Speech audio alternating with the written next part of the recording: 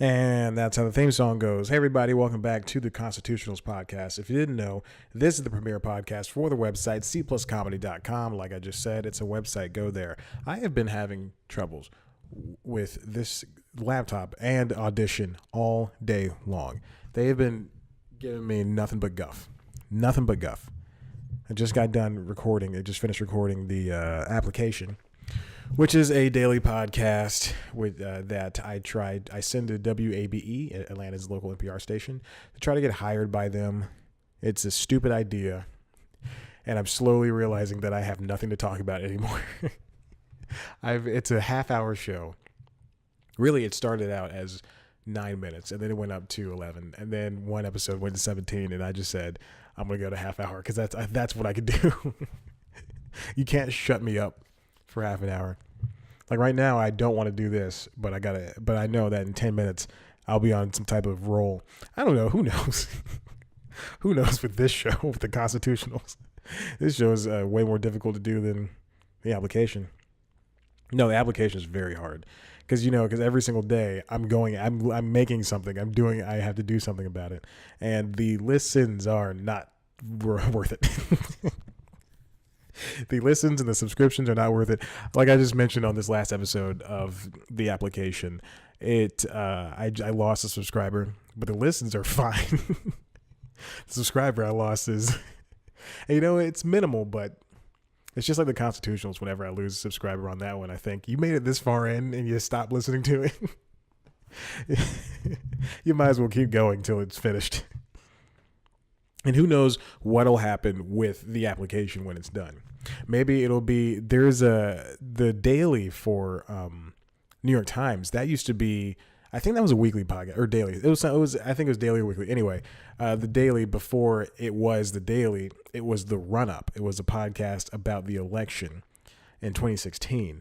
And it was a podcast that, that tried to, it was the same thing, but it tried to get you to know what the election was about, what kind of news stories, because it was so crazy, all the news stories around that time, with the grabbing of the and everything. So I just pointed, if you watch the video, I just pointed to the crotchular region and all that stuff, and Ken Bone, all this like undecided voters and all this stuff.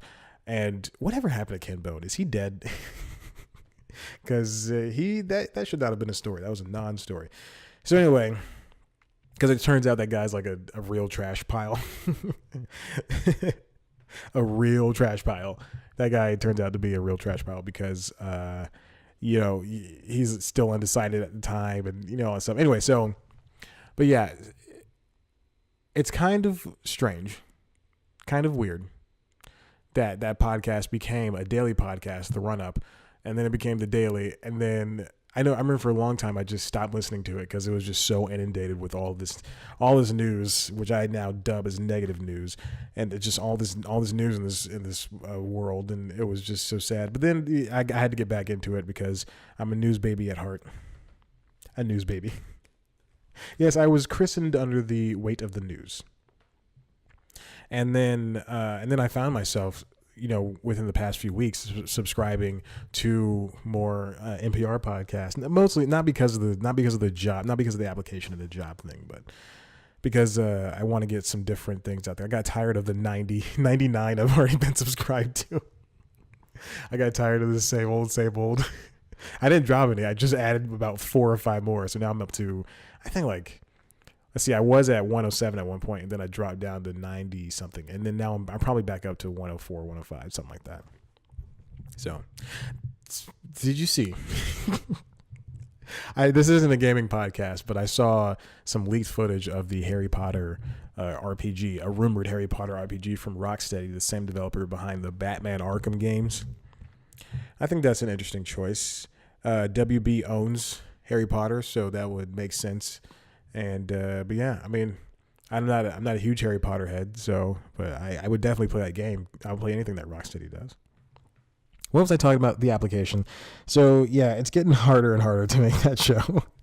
Like the Constitutionals, I could talk for half an hour about anything pop culture, but with each episode of the application, I find that I have to make it look like It has to be something that I am. Well, it's something that I am, but it's something that is hard, especially when it's by myself and it's kind of aimless because it's just me going, "Hey, I want this job. Please hire me." That's what the application is. And I have no qualms with doing 2 podcasts. I have no qualms with doing multiple podcasts. But I do have issues with one of them being an extension of the constitutionals. But with the application, I've been doing themed episodes essentially. And if you listen to, which I doubt anybody who subscribes to this podcast does, well, maybe, who knows? Listen to Hollywood Handbook, which is an Earwolf podcast, which is a show with 2 comedians, 2 writers for television and stuff, who Seann and Hayes and Seann, Hayes Davenport and Sean Clements, who play these characters of themselves, caricatures of themselves, and they have celebrity guests, in quotes, because everybody's not giant. You'll be like Tom Sharp playing a part in Charlie, people like that, like alternative comedians, I guess, whatever. If you want to dub it like that. And so they have these people come on, and Hayes and Sean play these heightened versions of themselves, and it's like a talk show, but it's not really, and not a talk show, but it's just two people talking to one other person, and it's like this one big joke, and it's hard to describe because I don't know how to describe it. Go listen to an episode of Hollywood Handbook. Don't take it seriously, and you'll have a good time. It's a very funny show. Recently they've been doing the show for a long time, for a few years now. And recently they've gotten, I wouldn't say bored, but they don't care about the show. I wouldn't say they don't care about the show anymore. But the show is hard to make because it is aimless, just like the application. It is aimless. And so they've been having these themed episodes, like what if the show was this other podcast? What if the show was Comedy Bang Bang? How would it go? What if the show was Fake the Nation? How would it go? And they would do it, but they don't explicitly say that. Like, what if it was that? What if it was this? What if it was that? They'll say they'll hint at it, and then they'll go on from there. It's hard. It's really, again, it's hard to describe.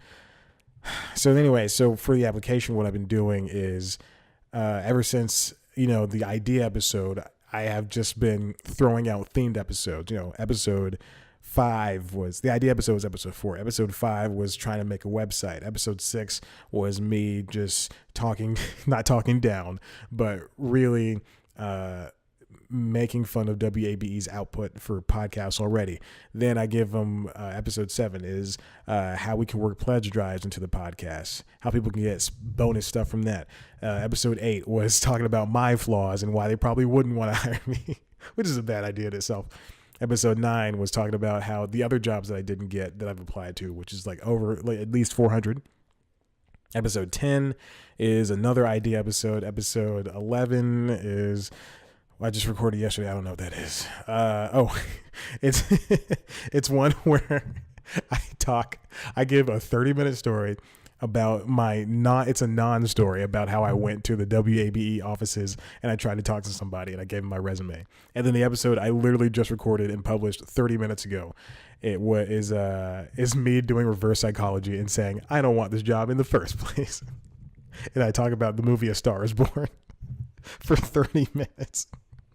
And then I give, which I now believe is an illegal phone call. Like I recorded the phone call, but whatever.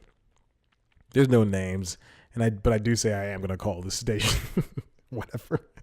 I don't care. If they're going to hire me, they'd do it by now.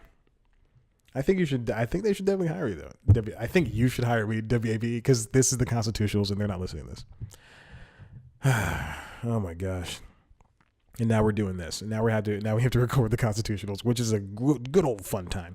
Let's move into what I wrote down. So fall television season has started. So I've been watching a few shows. Again, as I mentioned before, I pretty much only watch half hours right now. I don't think I've ever said this. I don't think I've said this out loud. I watch only half hours right now because they're easier to digest, and I don't want to sit down and watch, an hour of The Handmaid's Tale and feel bad. Even though, I like the show. I'm like 3 episodes in, but it's taken me 2 months to get there. So anyway, First comedy I watched is a half hour, sorry, because there's going to be some half hour dramas at some point too. I watched was I Feel Bad. It comes from ABC and is executive produced by Amy Poehler's Paper Kite company in 3 Arts. That doesn't matter, but it's Paper Kite. It's an Amy Poehler production. And stars Sarayu Blue. Sarayu Blue? Sarayu Blue. Let's say it like that. She is a wonderful actress. She plays the main character. She was in Blockers. That's right. She was in Blockers, the movie, opposite John Cena. And she's been on Grey's Anatomy, The Real O'Neills, No Tomorrow, if you remember that show that was on the CW that got canceled. NCIS outsourced. Oh my God, that show feels like it's 14 years ago. It's really 8. And then Paul Adelstein, Madhur Jaffrey, Brian George, James Buckley, Zach Cherry, and Johnny Pemberton. So it stars Ms. Blue as the titular character of I Feel Bad. She's a titular character. She's a woman, a mom who's working hard at a gaming company, and she comes home and sometimes doesn't want to spend time with her family, or she doesn't want to spend time at work, or she just wants to spend time alone. It's just episodes like that. The pilot is very, very hard to digest because they're throwing you so much exposition, and pilots are hard. Pilots are very, very difficult. Another show I watched, Single Parents, starring Taran Killam and Brad Garrett and a few others, is a great pilot. And I think that one's on NBC. Soraya Blue's show is on NBC. Single Parents is on ABC. But there are different. I watched the pilots back and back. Hold on. Oh my God, I almost died. I watched the pilots back to back. I'm going to leave all that in. I'm not even going to edit. I just coughed.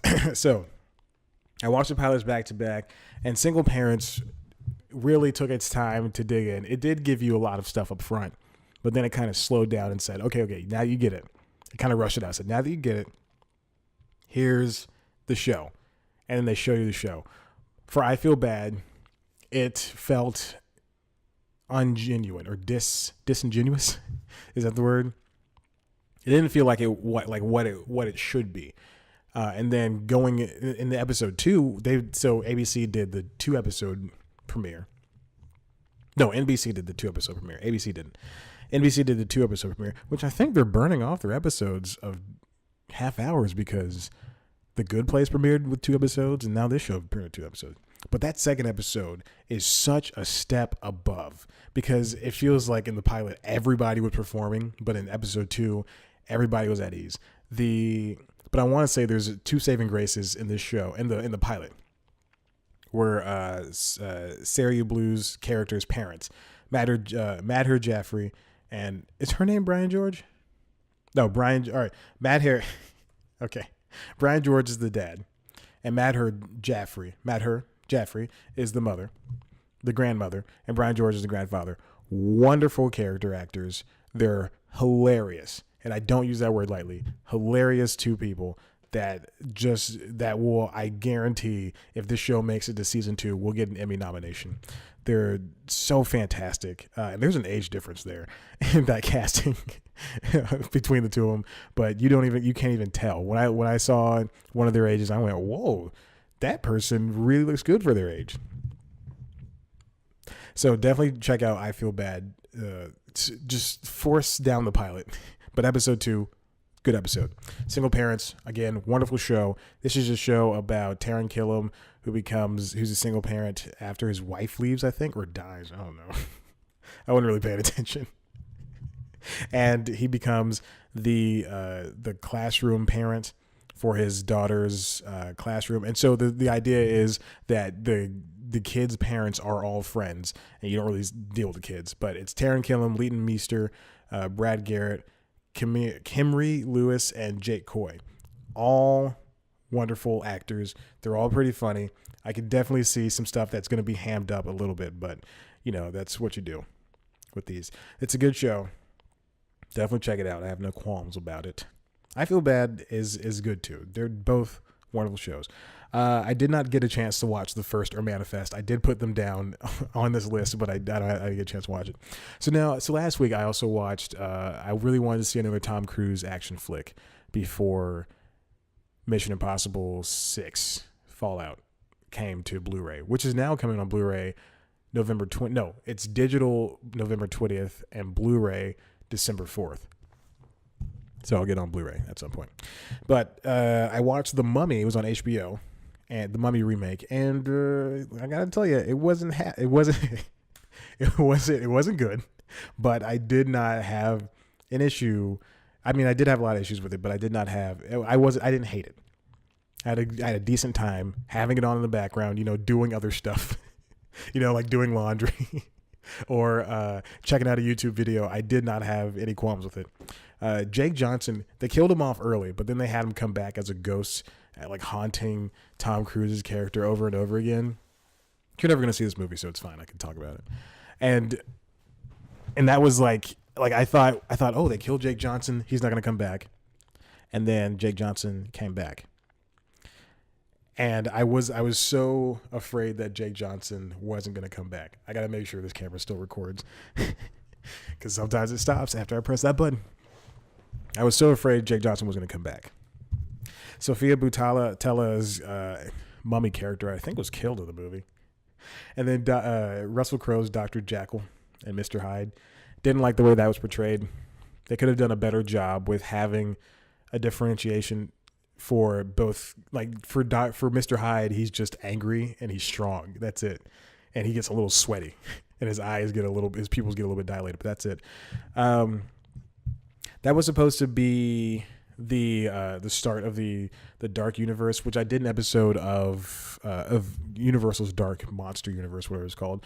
And I did an episode of the News Time about the failure of the movie before even seeing the movie.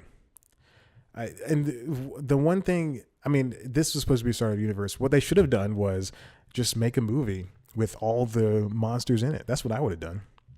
Because they set up all this stuff. And, there's that Dracula Untold, which was originally supposed to be the first one. But then that one underperformed in 2013, I think. And then this one came out. And then this one underperformed. And then they just cut ties with the entire universe at all. Completely. I mean, they don't have to... These universes things, they don't have, like today Netflix announced that they're going to do a Chronicles of Narnia, multiple TV shows, multiple films, and it's going to be a shared universe. I don't think these things need universes. Just make the movie. Stop hyping things up, and in 10 years we're going to have this. It only worked for one company, and that was Marvel, and that's it. All right, we don't need these. We don't need Superman and Batman. I mean, I would love to see them team up. I would love to see, a Justice League that doesn't have 9 films build to it. I just want to see Justice League. That's it. Just like I don't want to see. I don't want to have cute little nods to other movies. I don't need that. That's why Marvel movies are so hard for me to digest, because you just gotta. There's so much to keep up with. I haven't seen all the movies, and I just don't care to. Dracula Untold was 2014, whatever. Okay, so yeah, I saw The Mummy. It was not good. but one thing I do want to say, I want to stress, is that movie looks phenomenal. There are so many good effects in that movie, good special effects in that movie. And the next movie I'm going to talk about, Rampage, really good special effects. That movie was way funnier than I thought it was going to be, and I had a lot of really good belly laughs in that movie. The Rock did a good job. It sounds like I'm joking, but it really, Rampage, for a movie based on a video game, that was a pretty funny movie. I had a good time. The monkey was funny. A lot of sophomoric, action, not action, but jokes and stuff. This is the third movie between Brad Payton and Dwayne "The Rock" Johnson. The first one was Journey to the Mysterious Island, and the second one was San Andreas, which I like. I like San Andreas. It's a fine movie. Brad Payton has done a lot of stuff that I don't even know about. What is Frontier? Oh, the TV show Frontier. That's his. Director and EP. Well, he keeps getting these chances. Keeps getting these chances to make these movies. But good for him. Rampage is about the monkey, the wolf, and the bat turtle thing that head to Chicago and try to destroy it. Jeffrey Dean Morgan plays a country government agent, and his accent is so heavy in that movie that it is distracting. Speaking of distracting, Malin Ackerman and Jake Lacy play the villains of the movie, and again, that's very distracting because I cannot take Jake Lacy seriously. No offense to him. It's nothing. No offense to him. I just can't take him seriously as a real serious. He should stick with the comedy. I can only see him as not Plop from The Office, or Pete. Sorry, his name is Plop. His nickname is Plop in that show. But I can only see him as how to be single Leslie Mann's boyfriend. That's the only person I can, and like, there's a part in that movie that is really creepy where, and I've done some creepy stuff, let me tell you. No, let me not tell you. Keep it between me. That was really bad. But he keeps stalking Leslie Mann's character. Even though she's like, she keeps going, I'm a pregnant woman. Why would you want to date me? And he's just like, because I like you. and he buys her a Christmas tree.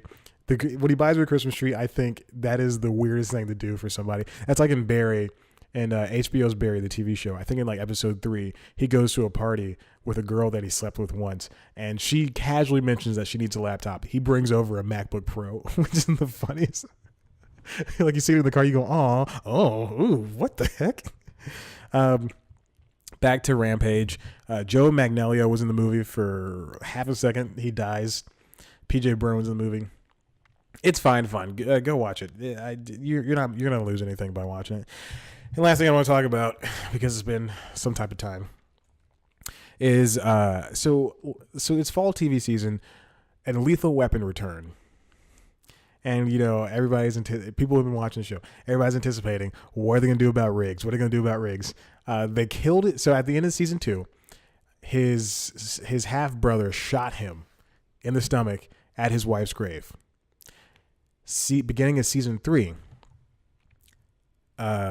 Roger Murtaugh gets a phone call, finds out Riggs has been shot.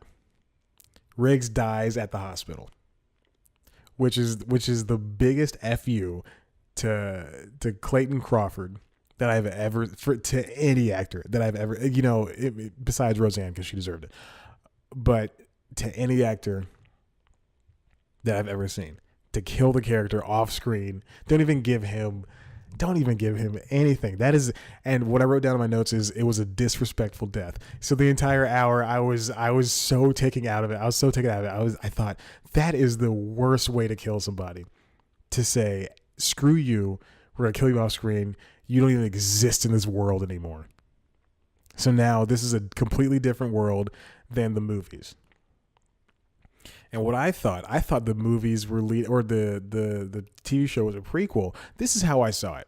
And this is how I will forever see it. I thought the TV show was a prequel, and now it's not. What they should have done, and then they had Seann William Scott's character. He's he's everything like Riggs, except he's not mean and belligerent. But he's just as crazy. He'll do crazy, stupid things.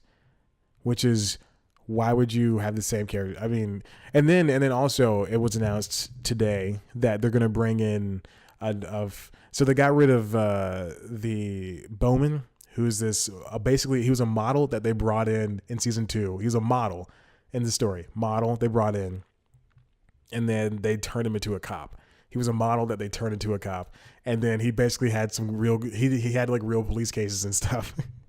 And then in this season he's not there anymore. And now his partner is getting a new character who's going to be the female who has been described as the female version of Riggs. We don't need another person like this. That is so lazy. It's still a good show. It's still the same show. We're just down Clayton Crawford. That's so disrespectful, though. They didn't have to kill him off screen. They could just say he's in a coma. Or they could say, oh, he got better and he moved away forever. That's it. God, that is so disrespectful. to just kill somebody off screen like that. Oh man. And so now, Seann, what I would have done, Seann William Scott did a good job. He's a good actor. I like him. He's very funny, in everything he does. But what I would have done was I would have either sent Riggs away. They fired Clayne Crawford, so I just would have said, "Oh, he got better, and we're sending him away, and he's gonna go live with his girlfriend forever." He still got shot, whatever. But then after that, I would have brought in Seann William Scott and said, "Oh, this is Riggs' long lost cousin," and good thing you can still call him Riggs. And then that would have been it. And then or they could have brought in Seann William Scott as Martin Riggs again.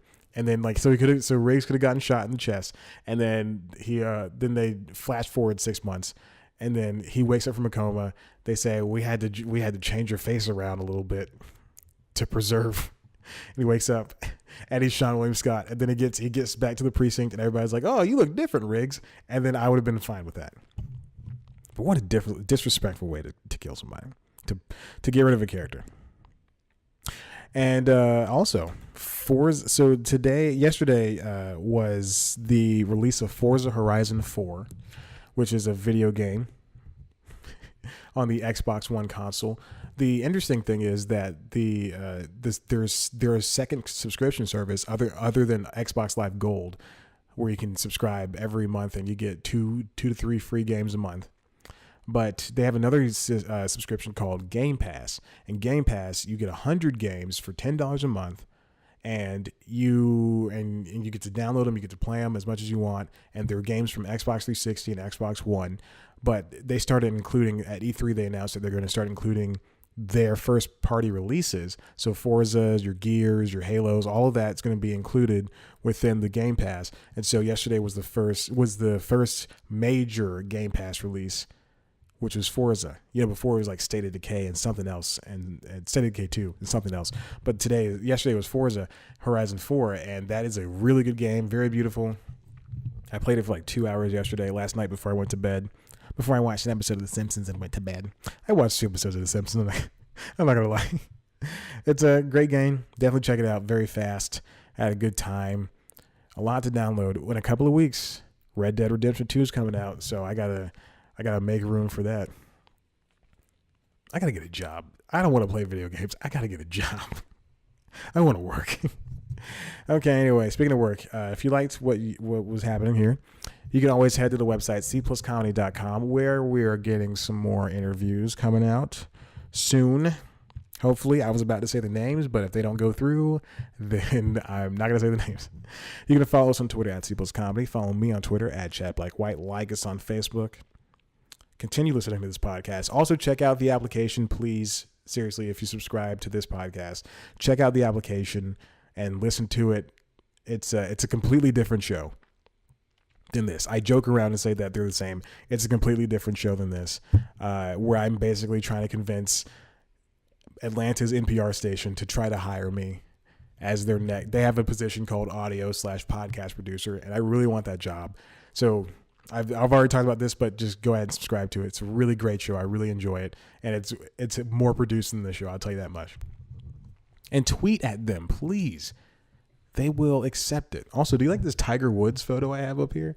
I know he's not the best guy, but I've had that for years, and there was a nail there, so I said, why not hang something up? Really brings the room together, I think. What was I doing? Closing up the show. Also, head to the webpage, youtube.com/C+. You like how I saved that? youtube.com/C+comedy, where you can watch video versions of this show, as well as the premiere show, News Time, which is a weekly news show that's kind of like Last Week Tonight, The Daily Show, but if it had less jokes, it was way less funny. And it just covers entertainment news. Really good. This week's episode is kind of a continuation of last week's episode. It's talking about what if Fox and Disney and Comcast, they're all fighting to own Hulu. Well, Fox and Disney on one side and Comcast on the other side. They're all fighting to own Hulu because Disney now owns 60%.